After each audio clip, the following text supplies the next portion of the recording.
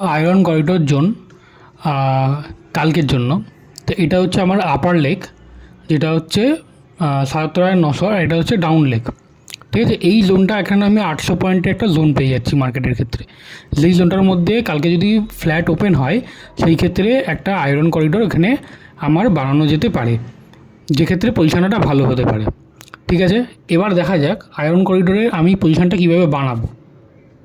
এই চলে এলাম আমার স্ট্র্যাটেজি বিল্ডার পেজে।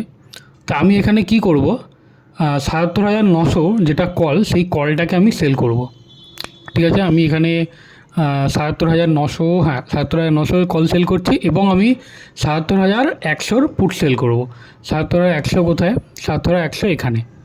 তো ৭৭,৮০০ এখানে আমি পুট সেল করে দিলাম। তো এখানে আমার টোটাল ফান্ড লাগছে ১,০০,০০০ টাকার উপরে, যেক্ষেত্রে আমি টোটাল ম্যাক্স প্রফিট ২,০৫৭ টাকা মাত্র করতে পারবো, কিন্তু ম্যাক্স আমার লস আনলিমিটেড থাকবে। এটা আমার ব্রেক ইভেন থাকবে। তো এবার এখানে দেখা যাক যে এই পজিশানটায় আমি যদি কিছু হেজ বাই করি সেক্ষেত্রে মার্জিন বেনিফিটটা আমি কীভাবে পাবো। তো আমি একটা কাজ করি, আমি দূরের, অনেক দূরের, মানে আউট অফ দ্য মানি, মোটামুটি ৫০০ ৮০০ এরকম জায়গায় আমি কি করব, আর নিচে আর ওপরে দুটো লেগ বাই করব, যার ফলে কি আমি মার্জিন বেনিফিটটা পাবো। তো চলো সেটা কীভাবে অ্যাড করব। তো আমি এখানে চলে গেলাম, আমি কি করলাম, দুটো পজিশান এখানে আমি অ্যাড করলাম। এবার আমি লেগ অ্যাড করবো। ওপরে আমার ৭৭,৯০০ কল রয়েছে, তার জায়গায় আমি মোটামুটি ৭৮০০, ৯০০, ৮৫০০, ঠিক আছে, ৭৮,৫০০ উপরের লেগ বাই করছি, আর আমি নিচের লেগটা বাই করছি মোটামুটি ৭৬,৫০০।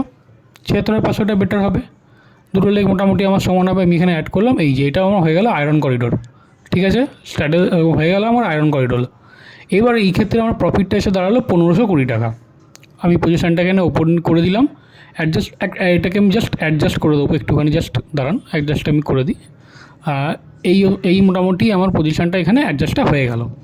তো তাতে আমার এখানে ফান্ড আসছে ৩৭,০০০ টাকার আমার টোটাল ফান্ড লাগছে। তো ৩৭,০০০ টাকার ফান্ড লাগছে, আমার টোটাল ম্যাক্স প্রফিট ১৫২০ টাকা হচ্ছে, আর লস হচ্ছে এইটা। এটাও ম্যানেজেবল, এটাও ম্যানেজেবল। তার কারণ হচ্ছে আমি এখানে লসটা অ্যাকচুয়ালি আমার ব্রেক ইভেন দেবে নেবো। এবার আমি যদি দেখি আমার ব্রেক ইভেন জোন কোথায় কোথায় ডিপ্লয় হচ্ছে, তো সেই ক্ষেত্রে আমি সেই ব্রেক ইভেন জোন হিসাবে আমি পজিশানটাকে বিল্ড করবো না। আমি যদি ব্রেক ইভেন জোন হিসাবে পজিশান না বিল্ড করি সেক্ষেত্রে আমার হবে না। তো আমি এখানে ব্রেক ইভেনটা দেখিনি। তো আমার ব্রেক ইভেন জোন কোথায় দাঁড়াচ্ছে, কিনা আমার ব্রেক ইভেন জোন দাঁড়াচ্ছে ওপরে, যদি আমি রেঞ্জ বলি, ওপরে রেঞ্জ দাঁড়াচ্ছে আমার মোটামুটি এই জায়গায় ৭,৯৮৫ মোটামুটি অ্যাপ্রক্সিমেট, যেহেতু আমার এখানে বলেছে উপরের রেঞ্জ। আর নিচের আমার হচ্ছে ৭৬,০০০ মোটামুটি ৯০০, ৭,৯৯৮, ৭,৯০০ মোটামুটি ৯০০ ধরে চলছে। এই জোনটার মোটামুটি ওপরে বা এই জোনটার নিচের কাছাকাছি এলে, এই কাছাকাছি এলে এখানে আমি আমার পজিশানটাকে বুক করব। এই একটা কন্ডিশন করা যেতে পারে। সেক্ষেত্রে আমার কত মোটামুটি লস হতে পারে দেখিনি। তো মোটামুটি এখানে যা আমি দেখছি, যদি মোটামুটি আমার এই সাইডেও যদি আসে তো আমার ৪০০, এদিকে মোটামুটি ৩০০, ৫০০, এরকম ৫০০, ৭০০ মতো আমার অ্যাভারেজ লস হতে পারে। কিন্তু দের ইজ এ ক্যাচ, এখানে আমি আরেকটা জিনিস করতে পারি। এখানে আমি কী জিনিস করতে পারি, সেখানে হচ্ছে আমি লেগ এক্সিট করতে পারি। তো কীভাবে লেগ এক্সিট করতে পারি আমি সেটা দেখিনি।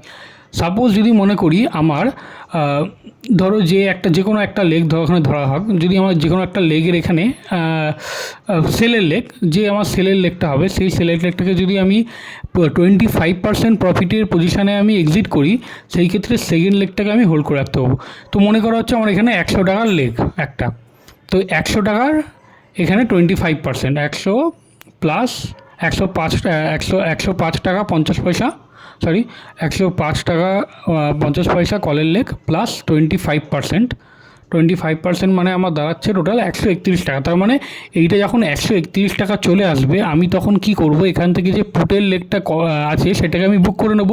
পুটের লেগটা আমি কীভাবে বুক করব, কারণ যখন আমার এটা চলে যাবে তখন পুটের লেগের আমার আরও 25% পরিমাণ, মোটামুটি অ্যাপ্রক্সিমেট 25% আমার ওদিকে প্রায় প্রিমিয়ামটা কমে যাবে। মোটামুটি আমি এখানে ১০০ টাকা ২৫ পয়সায় আমি এখানে ১০০ টাকা সেল করেছি, তার উপর 25% যদি করি, মোটামুটি আমার ৭৫ টাকা আশা করি এরকম ধারে কাছে চলে আসবে। তো আমি এই লেগটাকে বুক করে নেব। বুক করে আমি কি করব, ঠিক সেম অ্যামাউন্টের, মানে ১৩১ টাকায় সেম অ্যামাউন্টে আমি একটা কলের লেগ এখানে বাই করব, মানে সরি পুটের লেগটা বাই করব, দিয়ে জিনিসটাকে হেজ করব। এইভাবে কন্টিনিউস ট্যাডেল অবধি এটা চলতে থাকবে। এই একটা করা যেতে পারে, বা এর থেকে সবচেয়ে সোজা অপশান কমপ্লিটলি এটাকে তোমার এক্সিটের জোনের বাইরে বেরোলে কমপ্লিটলি এটাকে মানে জোনে আমার যদি জোনের বাইরে বেরিয়ে যায় কমপ্লিটলি স্ট্যাডেলটাকে তুমি আয়রন করিডোরটাকে তুমি এক্সিট করে যাও, ব্যাস সিম্পল স্ট্র্যাটেজি।